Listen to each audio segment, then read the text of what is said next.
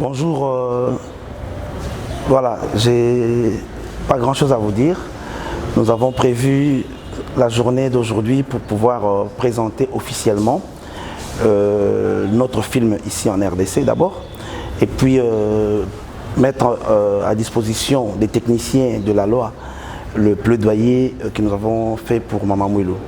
Donc c'est une journée d'analyse des sévices causés à Maman Mouilou par les colonisateurs. Donc nous avons ici les avocats, et vraiment c'est une salle qui sera composée de plus de 60% des avocates. Donc l'idée ici c'est d'éplucher un peu tout ce que Maman Mouilou a vécu, et notre demande, nous allons l'adresser aux autorités parce que c'est une femme qu'on ne doit pas considérer simplement comme la femme de Papa Simon Kimbangu, mais aussi elle a des valeurs et elle mérite une reconnaissance particulière. Voilà le but de notre démarche. Merci beaucoup. Oui, bonjour, voilà, je me présente, M. Dido Lakama, je suis coordinateur de l'Esbel Change. Et voilà, aujourd'hui, je suis coordinateur d'une association, mais je suis venu pour être modérateur durant la conférence qui aura lieu aujourd'hui. En fait, je suis avec ma structure en partenariat avec la structure de M. Pichou. Voilà, et on siège à Kinshasa, mais surtout à Bruxelles. Et on a décidé à Bruxelles de mettre en place un prix, Maman Mouilou, pour que justement cette femme, ce combat que cette femme congolaise a fait pour la libération de son peuple puisse être connue, pas seulement à Kinshasa, pas seulement au Congo, mais dans le monde entier. Donc voilà, je suis un partenaire qui vient de l'étranger pour faire la promotion justement de ma culture, de mon identité, à travers la lutte d'une femme qu'on veut ériger en tant qu'héroïne, Maman Mouilou, héroïne, et voilà. Merci beaucoup.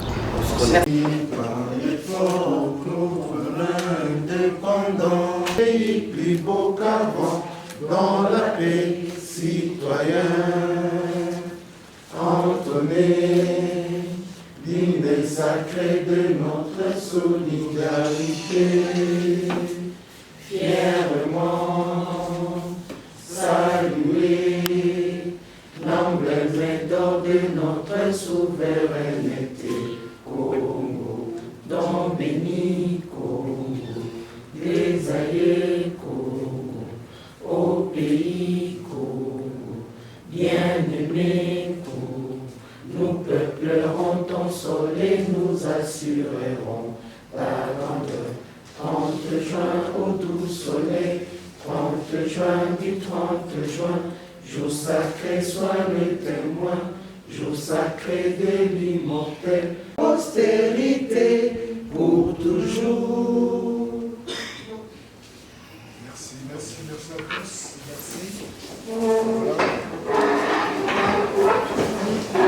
Et une joie immense que je prends la parole aujourd'hui à l'initiative de l'ASBEL Logos 1er et l'Alliance internationale des femmes avocates pour participer à cette journée de réflexion consacrée à Maman Marie Mouilou Kiawanga Nzitani, épouse du prophète Simon Kimbangu, femme leader et modèle de leadership féminin au sein de l'église kimbanguiste.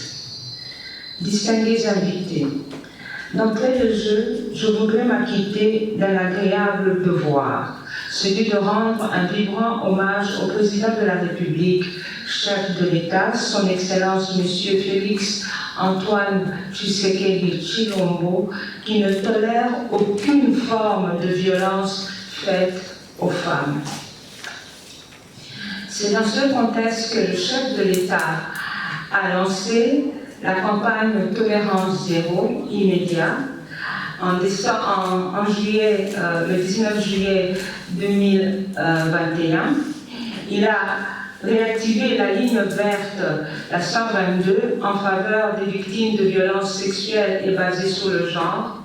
Il a mis en place une feuille de route de l'addendum au communiqué conjoint en étroite collaboration avec les Nations Unies dans le cadre de la lutte contre les violences sexuelles liées au conflit. En tant que président en exercice de l'Union africaine, il a mis en place la déclaration de Kinshasa sur la masculinité positive à travers l'Afrique. Et dans le même temps, j'adresse mes vifs remerciements aux organisateurs pour m'avoir associé à cet événement et avoir souhaité à tous, et je vous souhaite à tous et à toutes le bienvenu. Ainsi, je saisis cette opportunité pour vous souhaiter mes vœux les meilleurs pour cette année 2022. Distingués invités, c'est une joie, mais aussi une interpellation personnelle, car activiste et défenseuse des droits et de la promotion de la femme, je me suis toujours posé la question qu'est-ce que j'aurais pu faire à l'époque de Maman Mwilou, et qu'est-ce que j'aurais pu faire à sa place, surtout pendant la période coloniale où la femme venait à peine d'être autorisée à aller à l'école. Elle devait mener un combat politique, messianique et idéologique de haut niveau contre les colonialistes belges, surveillant ainsi aussi son mari et ses enfants, pour associer et continuer son œuvre. Son histoire en dit long, bien que parfois jetée dans les oubliettes, au même titre que les autres héroïnes comme Kimpavita et Donna Béatrice. Notre histoire, l'histoire africaine, est en Occident étonnamment négligée, voire en Afrique elle-même, même dans sa fraction qu'on appelle cultivée. C'est souvent l'ignorance totale.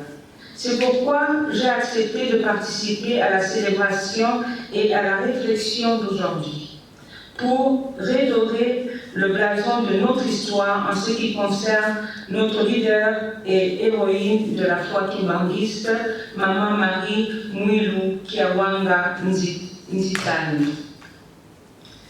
Notre mère, Marie Mwilou Kiawanga Nzitani, a cru et a survécu l'appel de son mari, notre grand prophète Simon Kimbangu Kiangani, à suivre ses pas. À l'emprisonnement du prophète, elle a pris le leadership du mouvement, maintenant la flamme de l'idéologie. Elle fut la porteuse du mouvement religieux kimbanguiste et est héroïne de la foi kimbanguiste, soutenant les différents adeptes et prenant la tête de l'Église et du mouvement afin de pérenniser l'idéal de l'Église et permettre à la population congolaise de se retrouver. Les colonialistes ne pouvaient la laisser tranquille. Elle a vécu des violences sociologiques liées aux coutumes de l'époque, mais cela ne l'arrêta pas. Elle a dû subir des violences de toutes sortes, battue plusieurs fois, emprisonnée maintes fois, laissée affamée et soumise au cachot, exposée à la maltraitance, séparée de ses enfants pendant longtemps, afin de la mener à l'abdiquer. Mais elle ne perdit pas son courage, ni sa foi dans l'œuvre qu'elle conduisait. Marie Mwilou fut une femme courageuse, un modèle de fidélité et d'abnégation et de leadership tel qu'on n'en trouve plus actuellement. Elles sont rares. Le besoin et l'urgence que le peuple a de se réapproprier et d'écrire son histoire passe par notre histoire révélée. L'histoire et les hautes faits de Maman Marie Mwilou Kiawanga Nzitani, jusqu'au travers de ce pouvoir, jusqu'au travers de ce pouvoir à son fils Tata Ndanganda.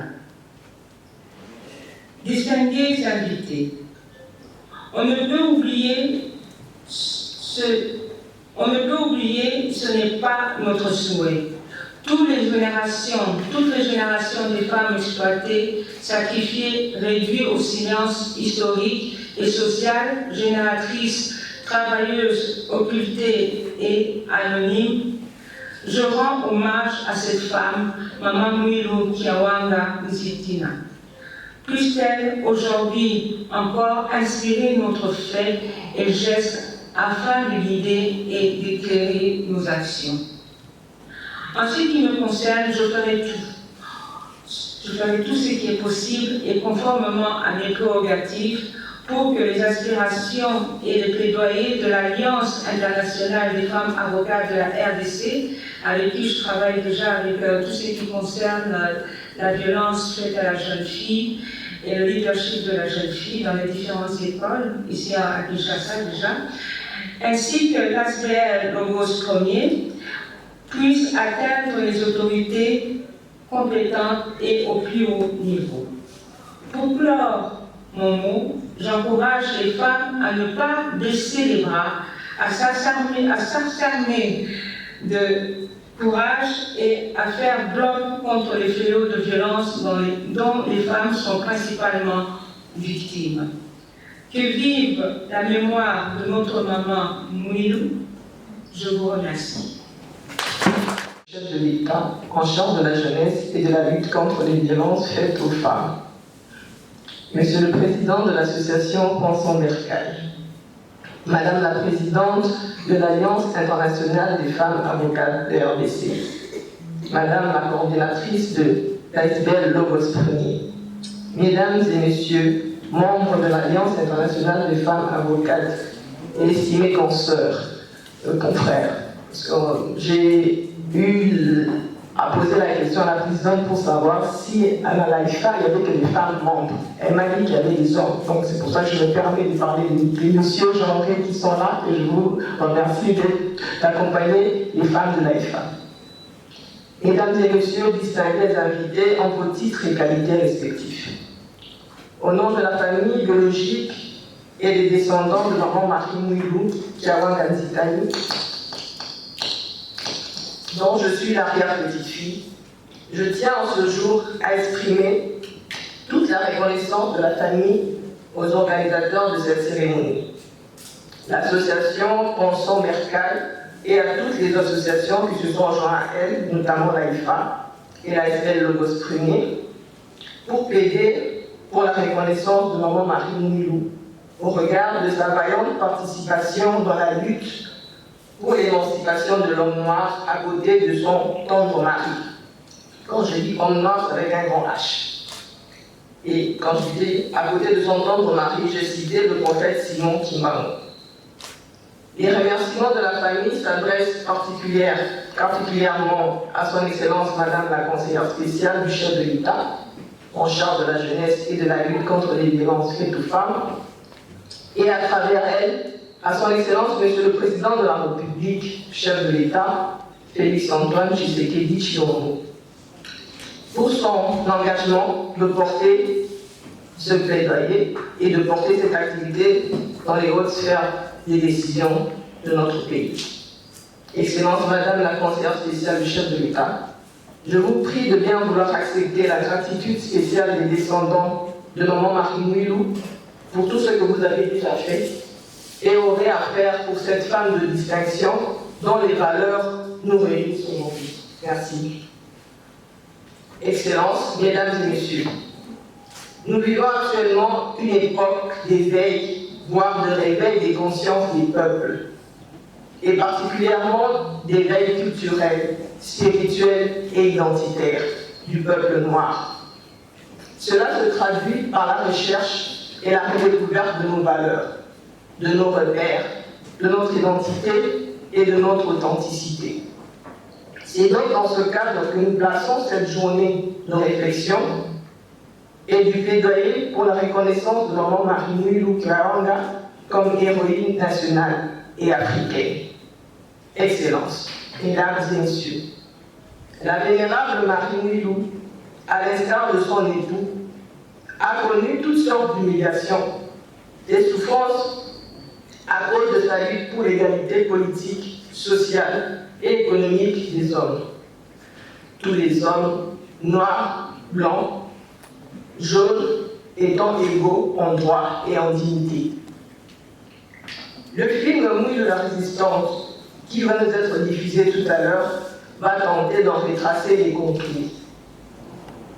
Il célèbre celles qui, malgré le contexte politique, culturel, social et économique des années 1921-1959, a pu, grâce à son leadership, mener, influencer et inspirer ses contemporains et imprimer sa marque à l'édification du mouvement spirituel et social initié par son mari, Papa Simon Kimbangu. En effet, même dans la clandestinité, Maman Marie Mouilou a pu et a su présider à la destinée du Kintwadi, entendu comme mouvement d'éveil spirituel, social et culturel pour l'émancipation de la femme et de l'homme noir, et de l'homme congolais particulièrement. Sa lutte pour la reconnaissance de la place de l'homme noir dans la gestion de sa destinée et l'encadrement qu'elle a pu imprimer fait d'elle une meneuse d'hommes, une meneuse de troupes, un guide, un leader. Son Excellence, distingués invités, je vous invite donc à commencer la lecture de ce plaidoyer tous ensemble. Fille de M. Fouka et de Madame Touba Boussou, Maman Marie Mouilou Kawanganzi Tani est née le 7 mai 1880 à Nkamba, dans l'actuelle province du Congo central. De son union avec Simon Kimbangu, laquelle sera bénie le 4 juillet 1915, le jour même de leur baptême à la rivière Tombé, située non loin de la mission protestante de Gombe-Goutete. Elle aura 3 enfants, Charles Daniel Kilosotele Lukelo, Salomon Paul Diangana Kiangani, ainsi que Joseph Diangenda Kontiema. La vie de catéchiste que mène son mari à la mission PMS à partir de 1914 lui permet de vaquer paisiblement à ses occupations champêtres et de s'occuper de sa progéniture. Nous comprendrions mieux son courage héroïque en nous replaçant dans le contexte et les circonstances de 1921. Maman Mouilou est une villageoise résidente à Kamba, Gombe-Kinsuka, pendant que la colonisation bat son plein, dans les milieux ruraux où la femme n'a ni pouvoir ni considération devant les hommes. Papa Simon Kimbangu, chef catéchiste de la paroisse de Kamba, est à la tête d'une équipe d'autres catéchistes. Dans la hiérarchie de l'Église protestante, un membre est responsabilisé pour sonner la cloche, aussi bien les dimanches que les autres jours de prière. Dans le village, la cloche ou la corne de buffle, voire d'éléphant, est aussi un instrument de communication pour les chefs de village. C'est ainsi qu'à Kamba, la cloche ne peut sonner que soit sur ordre du chef de village pour convoquer la population chez lui, soit par le responsable attitré de l'église protestante. Or, le soir du 5 avril 1921, Papa Simon Kimbangu, premier responsable de la paroisse de Nkamba, ne donne pas l'ordre au chargé de la cloche, mais plutôt à son épouse, une femme, alors qu'il connaît bien la coutume et la place de la femme dans la société Congo de l'époque. Le fait de ne pas choisir l'un de ses collaborateurs de la paroisse mais sa femme prouve que ce qui va se déclencher se démarquera nettement de ce qui est communément admis. Pour sa part, en obéissant à la demande de son mari, Maman Mouilou a eu le courage de poser un acte qui brisait la coutume, qui contrevenait au principe existant. Le principe sacré coutumier était dès lors ébranlé. Qui plus est, cette cloche n'a pas été sonnée un dimanche, mais plutôt un mercredi, jour du marché Kintasu. Le mercredi 6 avril 1921, Maman Marie Mouilou sonne la cloche exactement à l'heure fixée. Un culte national est organisé à l'issue duquel Simon Kimbangu se rend au marché organisé ce jour-là au village Nawa. Lui qui ne fume pas en raison de sa foi baptiste, s'y rend néanmoins pour vendre les feuilles de tabac en passant par Gombe-Kisuka, le village voisin, où agonise depuis un certain temps une jeune femme au nom de Kiantondo. Brusquement, Christ lui apparaît et lui enjoint de sauver la malade. Obéissant, il entre dans la case où se trouve cette dernière et la guérit au nom de Jésus-Christ, en présence de son époux et de ses proches parents. Mais une fois guéri, à la stupéfaction générale, Kiantondo s'en prend à son guérisseur, qu'elle traite de sorcier et d'auteur de sa maladie. Malgré cet incident, les échos sur la guérison miraculeuse de Kyatodo se répandent comme une traînée de poudre dans la contrée et dans les pays voisins. Il se déclenche alors un afflux des malades vers Ugamba. Des foules déferlent chaque jour pour obtenir la guérison auprès de Simo Kimbangu. C'est le déclenchement d'un éveil des consciences du peuple, avec comme conséquence d'une part des défections au sein des églises catholiques et protestantes, et d'autre part une cruelle paralysie économique de pratiquement tout l'ouest du Congo-Kinshasa, voire des contrées frontalières du moyen Congo français et de l'Angola. Même les hôpitaux se vident. Cette situation provoque la colère et le mécontentement des églises et des commerçants, qui s'inquiètent de la perte ou de la décroissance de leurs activités économiques. Dès lors, il faut absolument mettre fin aux actions de Simo Kimbangu, d'autant plus que lui-même annonce sans embâche que plus tard, la colonisation ne sera plus, et que les peuples opprimés seraient libérés par Dieu de la domination étrangère. Ainsi, l'Église, le commerce et la presse se liguent contre lui, accusés de tenir aux masses noires un discours politiquement dangereux. Cela a conduit à la tentative d'arrestation de Simo Kimbangu et ensuite à son arrestation, après avoir passé 3 mois à prêcher à Banzasanda et dans les villages voisins. Notons aussi que lors des arrestations de Simo Kimbangu, Maman Mulou a pris le courage de porter la malle des archives, c'est-à-dire les manuscrits, pour la cacher chez une voisine, la soustrayant ainsi du vandalisme et du pillage par le colon. Malgré les difficultés et les souffrances auxquelles elle a eu à faire face, Maman Mulou a fait preuve d'un courage extraordinaire toute cette période. Passons à présent à la deuxième partie.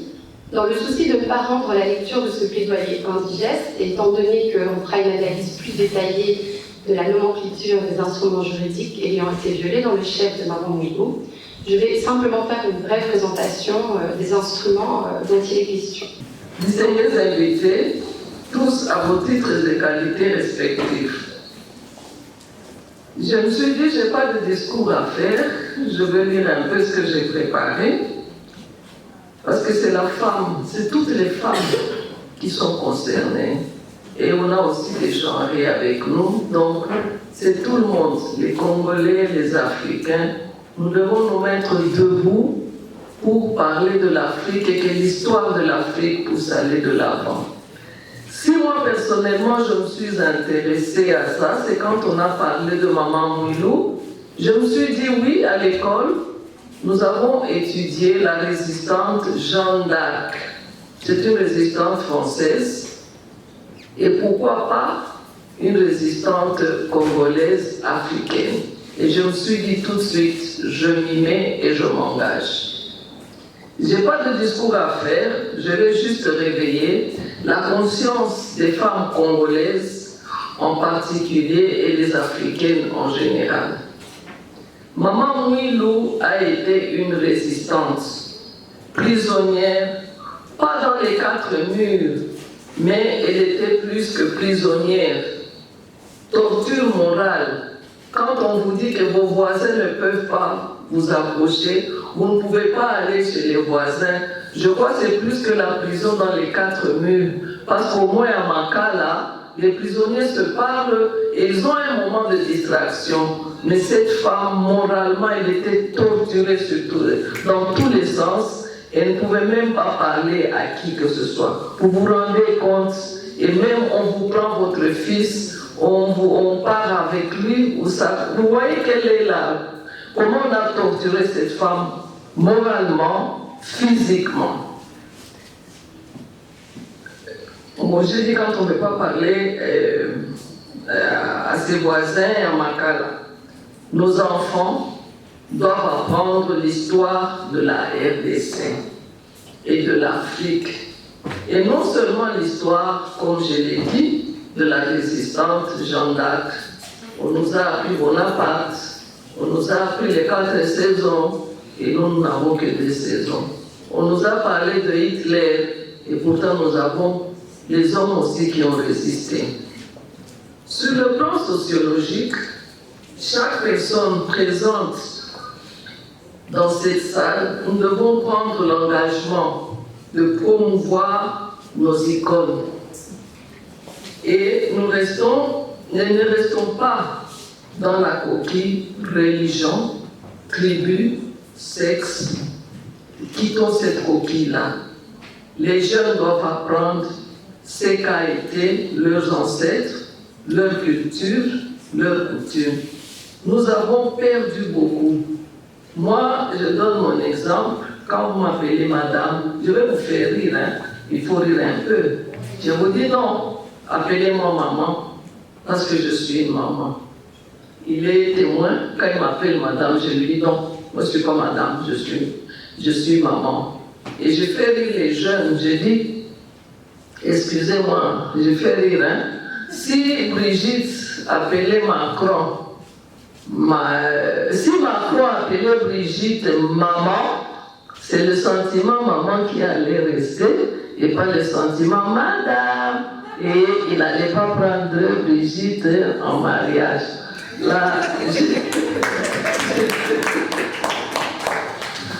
oui, l'histoire de maman Milou doit dépasser nos frontières. On ne doit pas retenir maman Milou pour moi, pour nous, pour les Kimangis, pour les catholiques, pour ceci, mais ça doit dépasser les frontières.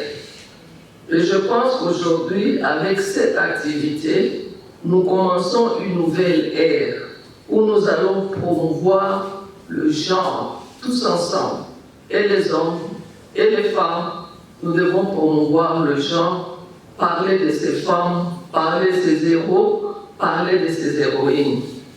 Nous avons beaucoup de mamans Mouilou en RDC. Aujourd'hui, nous avons des mamans Mouilou à Beni, à Ituri, des femmes, on égorge les enfants, on égorge les maris, et ces femmes sont en train de courir partout dans la savane, dans les forêts. Elles sont seules, elles n'ont pas de secours, mais je pense qu'avec l'aide de Dieu, ça ira. Je prends l'exemple de la maman, une Mouilou aussi, de la maman de Mohamed Pierre Dakabaye. Cette femme n'a pas étudié. On avait tué son mari aussi par les colonisateurs. Et son enfant, on l'a amené en Belgique pour les études. Elle a été une résistante. Elle a repoussé la rébellion mouléliste à Nzibira, à Musinga, à Nyangezi, dans le sud Kivu. C'est pourquoi j'ai dit, nous devons quitter la coquille de sexe, de religion, de province où on doit parler, donc on doit considérer que c'est le Congo, c'est la Congolaise, c'est le Congolais, et plus c'est l'Afrique aussi. Je m'excuse aussi de parler de moi, mais l'histoire oblige. Ma mère, Thérèse Mwakami, c'est aussi une Mouilou. On a arrêté son mari, on l'a condamné pour 10 ans. Vous pouvez vous imaginer le tribunal militaire qui condamne un civil. J'ai bien aimé quand Nestlé a parlé que les colonisateurs ne voulaient pas l'émergence des Noirs et des Congolais. Et c'est ce que mon père a vécu. Il était éveillé et en 1969, il a créé une société minière, l'Union minière du Kivu. Il voulait imiter l'Union minière du Katanga. Et les colonisateurs, voyant cela, ils ont tout fait et on a arrêté mon père. Mais ma mère ne savait ni lire ni écrire. Mais ma mère a défendu son mari. La SBL Logos, représentée par Madame, que dis-je, Maman Jeannette.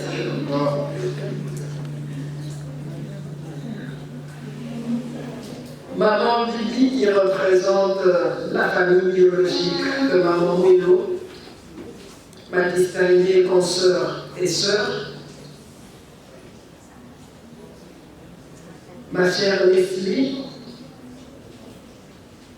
ma chère Priscille, et à travers les deux, mes chères consoeurs, membres de l'Alliance internationale des femmes avocates, AIFA, que je représente ici,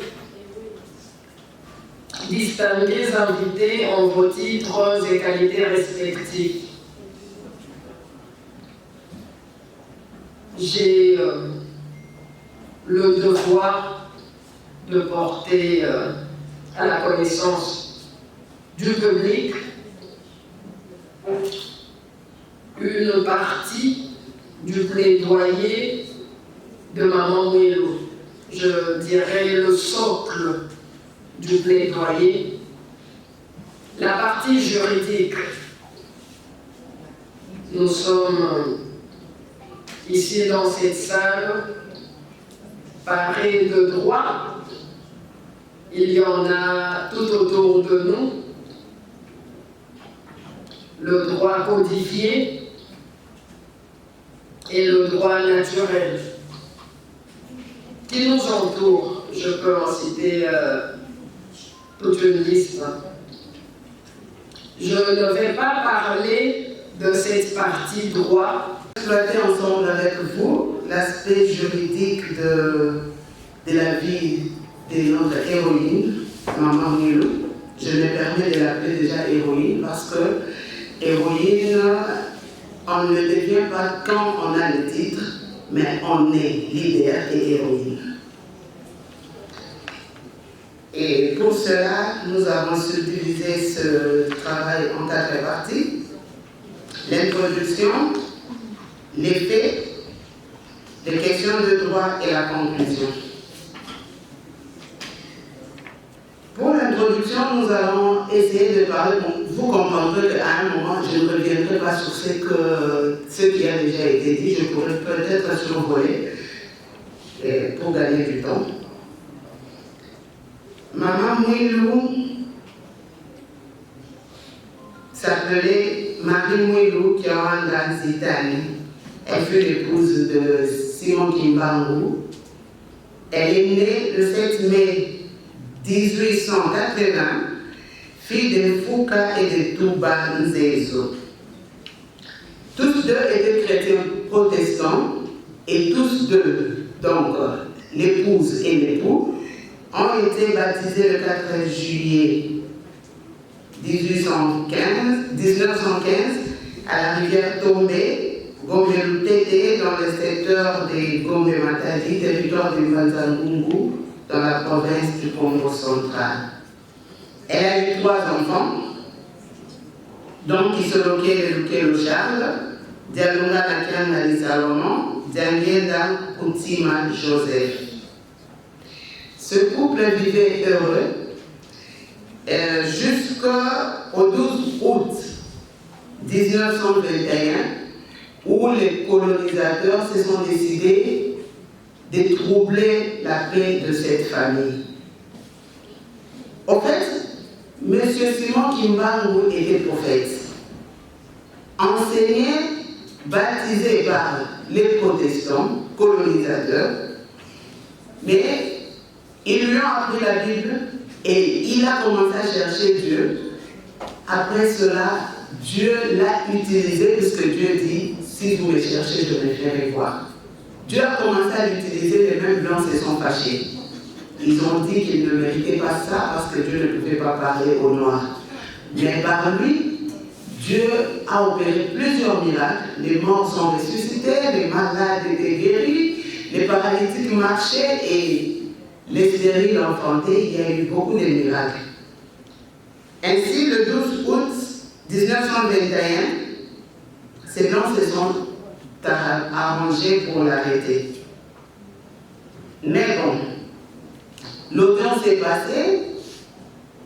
Le premier juge l'a condamné à mort, mais le ministère public n'était pas convaincu. Il a interjeté appel et le deuxième juge a commué sa peine de mort à la servitude pénale à perpétuité. Je commencerai par présenter d'abord mes remerciements à l'Assemblée. Excusez-moi, je suis sous dans tous mes états, vous allez vraiment me comprendre, parce que c'est... On vient de loin avec ces dossiers. Je remercie énormément Maître Belinda Ntadila, grâce à qui j'ai pris contact avec l'AIFA. On a échangé énormément. Elle m'a suggéré de contacter l'AIFA par rapport à notre démarche, parce qu'on voulait bien avoir des avocats qui pouvaient porter notre démarche. Du coup, voilà, elle va me donner les coordonnées de Maître Clémence Moujinga. Et après les échanges avec Maître Clémence Moujinga, elle va m'orienter auprès de Maître Joël, qui m'a reçu avec un très grand cœur, et on a échangé énormément. Depuis, j'ai l'impression d'avoir rencontré une complice par rapport à cette démarche. Donc, un grand merci, Maître Joël. Je ne vais pas commencer par la famille, parce que je me dis, la famille de Mamoulo, c'est son histoire. C'est la famille qui, je dirais, m'accompagne du jour au lendemain dans ce combat. Et c'est ce qui a fait que, malgré tout ce qu'on subit parfois dans cette démarche, on tient toujours le coup. J'en profite alors à dire grand merci à Maman Bibi. Maman Bibi qui, lorsqu'elle veut quelque chose, elle n'aime pas qu'il y ait de faille. Ce plaidoyer, elle a mis sa main, je dirais, mais après ça, elle a lu, relu, corrigé. Parfois, elle m'appelle à 3h du matin.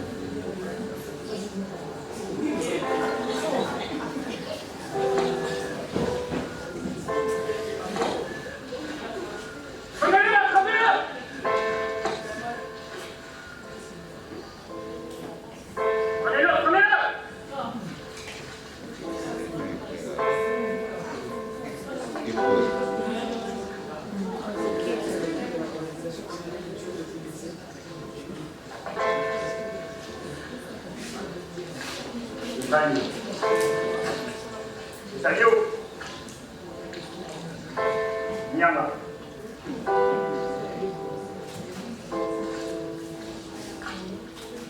Après avoir déclenché son ministère le 6 avril 1921, Simon Kimbangu s'est fait arrêter le 12 septembre 1921 et son sa femme Mouilou avec 2 enfants. L'un avait 5 ans et l'autre 3 ans. L'aîné de 7 ans étant envoyé en relégation à Boma. Capitaine! Mais tenez-moi! Mais c'est quoi ça? Vous savez très bien que vous vendez le prisonnier Mango à Léopoldville. Les mécaniciens et moi avons tout fait.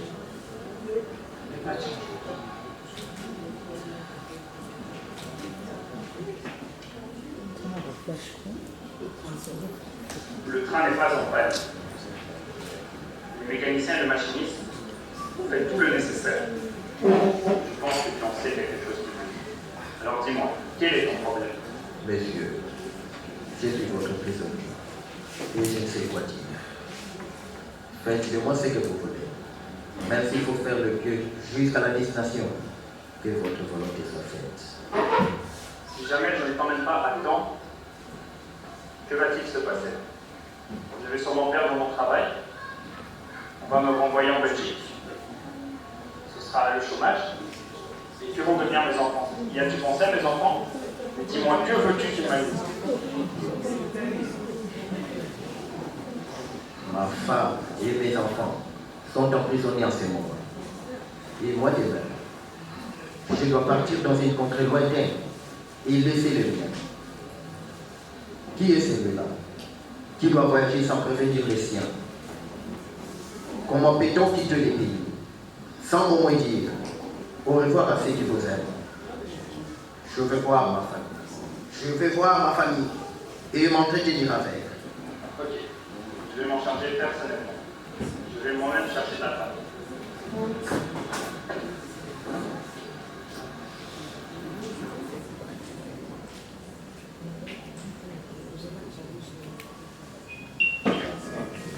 Kimbangu, ta femme et tes enfants sont là. Je veux parler en premier à ma femme.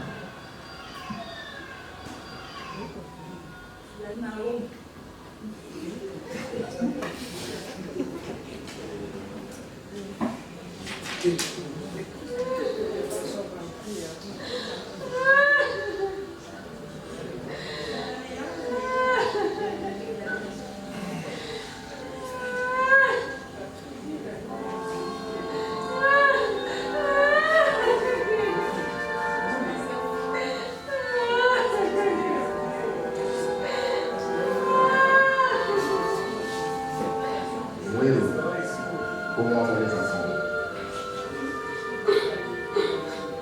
Ils vont bien. Arrivé la vie carcérale depuis qu'ils sont baptisés.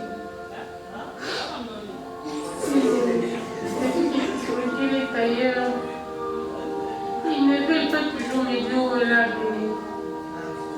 Mais je reste rassurée que l'esprit de Dieu les protège toujours. Merci Mouni, j'ai ton plan pour toi.